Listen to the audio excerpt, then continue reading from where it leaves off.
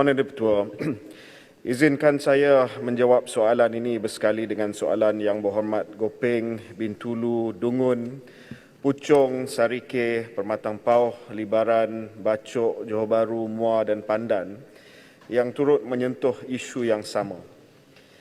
Untuk makluman ahli yang berhormat, jumlah pegawai perubatan adalah seramai 55,981 orang, iaitu 32,885 orang pegawai lantikan tetap yang merangkumi 26,892 orang pegawai perubatan lantikan tetap dan 5,993 orang pakar perubatan lantikan tetap.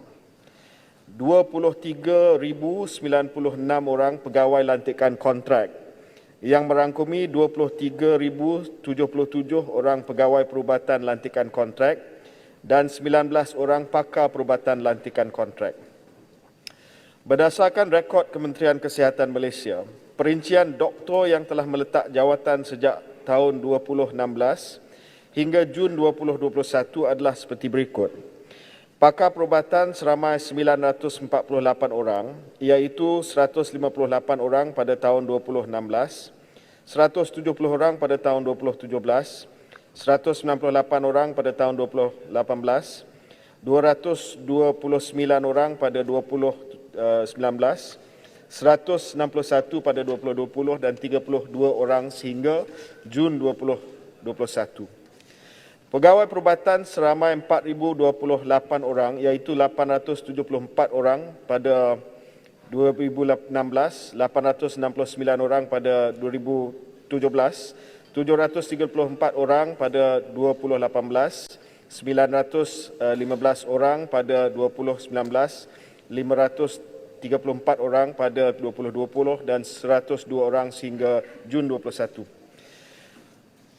Tuan Yang Di-Pertua, Akta Perubatan 1971 menetapkan bahawa graduan perubatan yang telah mendapat pendaftaran sementara dengan Majlis Perubatan Malaysia ataupun MMC perlu diberi peluang untuk menjalani latihan siswazah oleh pihak kerajaan. Sebelum tahun 2016, semua graduan perubatan yang menjalani latihan siswazah di Kementerian Kesihatan Malaysia telah dilantik secara tetap oleh kerajaan. Walau bagaimanapun, peningkatan mendadak graduan perubatan semenjak tahun 2016 telah menyebabkan tekanan tinggi untuk meneruskan pelantikan tetap. Sebagai gambaran, antara tahun 2009 hingga 2015, keluaran graduan perubatan hanya sekitar 3,000 setahun. Tetapi bermula tahun 2016, jumlah keluaran graduan perubatan adalah antara 5,000 hingga 6,000 orang setiap tahun. Berdasarkan perkembangan ini, kerajaan pada 13 Oktober 2016 telah memutuskan supaya graduan perubatan ditawarkan pelantikan secara kontrak bagi menjalani latihan siswazah dan melengkapkan khidmat wajib selaras dengan obligasi di bawah Akta Perubatan 1971. Selepas melengkapkan latihan siswazah dan khidmat wajib, graduan perubatan mengharapkan supaya mereka diserap sebagai pegawai perubatan lantikan tetap. Walau bagaimanapun, berikutan pelaksanaan dasar kawalan saiz perkhidmatan awam dan kawalan perbelanjaan kewangan secara berhemah, bukan semua graduan perubatan yang melengkapkan latihan siswazah dapat dilantik secara tetap disebabkan perjawatan yang terhad. Buat masa ini, pegawai perubatan lantikan kontrak diberi emolumen yang setara dengan pegawai lantikan tetap. Daripada aspek pemberian kemudahan lain seperti kemudahan cuti, perubatan, kuartus, pinjaman kenderaan dan komputer, perkara ini diberi berdasarkan peraturan yang berkuat kuasa. Selain itu, pegawai perubatan lantikan kontrak turut mendapat kemudahan cuti seperti cuti rehat, cuti sakit, cuti haji, cuti bersalin, cuti tanpa rekod isteri bersalin, cuti tanpa rekod kematian ahli keluarga terdekat dan cuti tanpa rekod perayaan. Pegawai perubatan lantikan kontrak juga telah dipanjangkan kemudahan rawatan perubatan kepada ibu bapa mulai tahun 2016. Manakala pada 14 Julai 2021, kerajaan juga telah bersetuju dengan pemanjangan cuti tugas khas perubatan, hazard leave, cuti TB serta tambang mengunjungi wilayah asal kepada pegawai perubatan lantikan kontrak. Bagi menangani masalah yang dihadapi oleh doktor kontrak, kerajaan pada 14 Julai 2021 telah bersetuju supaya pegawai perubatan lantikan kontrak yang telah melengkapkan khidmat wajib 2 tahun dilanjutkan tempoh kontrak untuk 2 tahun lagi bagi memastikan kesinambungan perkhidmatan dan membolehkan pegawai membuat persediaan bagi menyambung pengajian kepakaran. Selain itu, dalam tempoh 2 tahun lanjutan kontrak ini, sekiranya pegawai ditawarkan pengajian kepakaran, maka pegawai akan ditawarkan kontrak lanjutan selama 4 tahun lagi untuk melengkapkan pengajian kepakaran. Kerajaan juga bersetuju agar KKM dan agensi berkaitan menyediakan satu pelan komprehensif yang merangkumi tindakan jangka pendek, sederhana dan panjang bagi menangani isu doktor kontrak ini. Sehubungan dengan itu, satu jawatan kuasa khas telah ditubuhkan pada 20 Ogos 2021. Fokus keutamaan jawatan kuasa ini adalah seperti berikut. Tuan Yang Dipertua, saya mohon tempoh masa sikit sebab isu yang penting ni. Yang pertama, mengemukakan permohonan peruntukan bagi tajaan yang setara dengan hadiah latihan persekutuan kepada Kementerian Kewangan Malaysia bagi membolehkan pegawai perubatan dan pergigian kontrak mengikuti pengajian kepakaran. Yang kedua, meneliti dan mengemukakan permohonan untuk mewujudkan perjawatan tetap tambahan mengikut keperluan fasiliti kepada agensi pusat. Ketiga, meneliti strategi bagi meningkatkan lagi peluang pekerjaan dalam perkhidmatan kesihatan di kementerian dan agensi awam lain serta sektor swasta agar lebih peluang pekerjaan disediakan kepada graduan perubatan di Malaysia. Keempat, meneliti dan meminda ketetapan sedia ada dalam Akta Perubatan 1971, Akta Pergigian dan Akta Pendaftaran Ahli Farmasi berkaitan dengan latihan siswazah dan khidmat wajib serta mekanisme pelaksanaan pengajian kepakaran yang lebih fleksibel. Dan yang kelima, mengadakan perbincangan dengan Jabatan Perkhidmatan Awam JPA bagi meneliti kesesuaian pindaan Akta Pencen 1980 atau memperkenalkan penambahbaikan yang setara kerana sebarang pindaan juga melibatkan penjawat awam lain dan implikasi terhadap dasar sedia ada berkaitan skim pencen dalam perkhidmatan awam.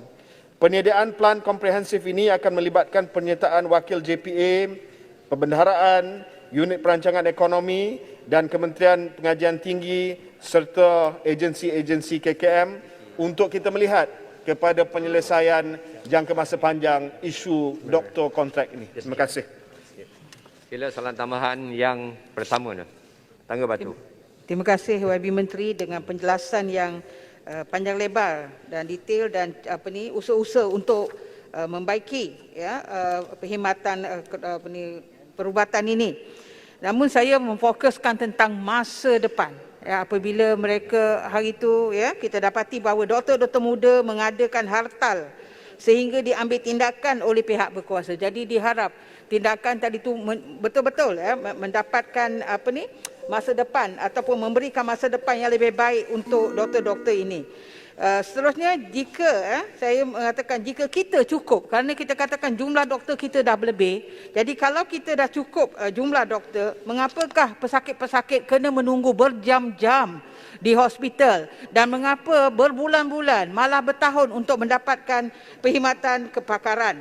Dan adakah kerana kita tidak dapat mewujudkan perjawatan kerana kurang sangat jumlah hospital baru yang diwujudkan? Terima kasih.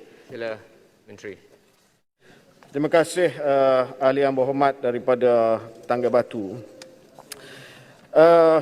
Berkenaan dengan masa depan mereka, saya amat prihatin dengan kedudukan dan juga keadaan kerjaya doktor-doktor dan juga doktor kontrak kita.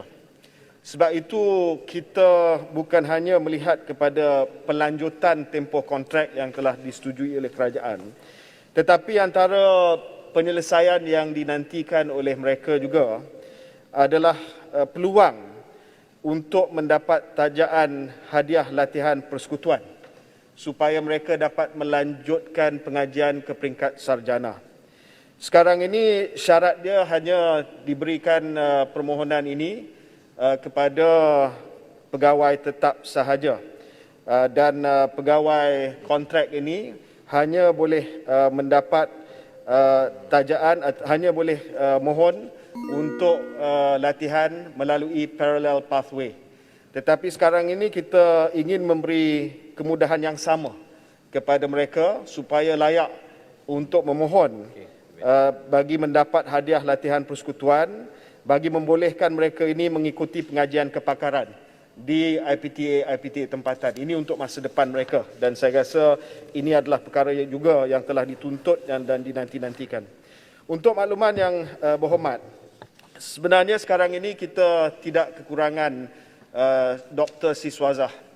Tetapi apa yang kita perlukan sekarang ini adalah keperluan pakar.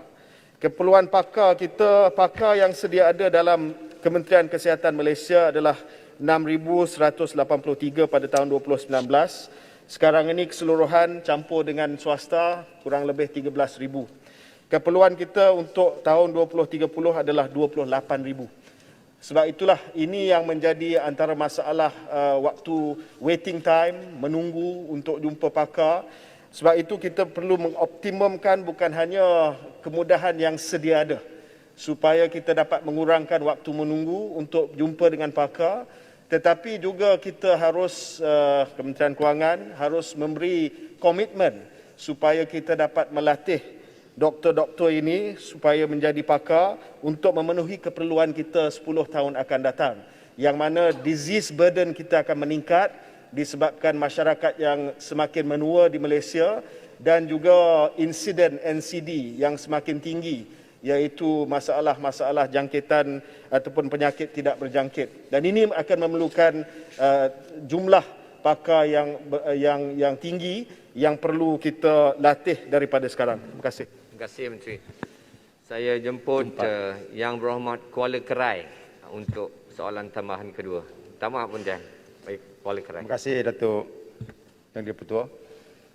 Soalan tambahan saya ialah apakah faktor yang menyebabkan ramai para doktor termasuk doktor pakar ini meletakkan jawatan? Dan yang kedua ialah apakah perancangan dan juga plan pihak kerajaan untuk memanfaatkan jumlah yang besar di kalangan graduan perubatan dalam negara kita ini, khususnya dalam menyediakan peluang pekerjaan. Terima kasih. Sila Menteri, 1 minit. Ya, sudah pasti antara faktor mereka meninggalkan perkhidmatan kesihatan awam adalah peluang-peluang di sektor swasta, terutamanya bagi pakar. Ya. Dan kita walaupun dari masa ke semasa telah meningkatkan allowance kepakaran kepada pakar-pakar kita dalam perkhidmatan awam, namun demikian ia tidak boleh setanding dengan apa yang mereka dapat di sektor swasta. Kita juga memberi kelonggaran kepada pakar-pakar kita selama 1 hari seminggu untuk mereka melaksanakan tugas di sektor swasta untuk mendapat pendapatan tambahan. Ya. Jadi di sini perlu kita melihat apa lagi kemudahan yang perlu kita bagi kepada mereka supaya mereka kekal dalam sistem kesihatan awam. Saya ingin menyatakan bahawa mereka kekal ni sebab sense of national duty. Sebab mereka ada satu semangat untuk memastikan bahawa sumbangan diberikan terus kepada negara. Sedangkan latihan mereka semua ditanggung oleh kerajaan. Dan saya rasa ini adalah satu semangat yang terbaik dan boleh dipuji. Sebab semua pakar, kebanyakan pakar di Malaysia adalah pakar yang datang daripada kilang Kementerian Kesihatan Malaysia. Termasuklah mereka yang ada di hospital swasta sekarang. Terima kasih. Soalan yang kedua.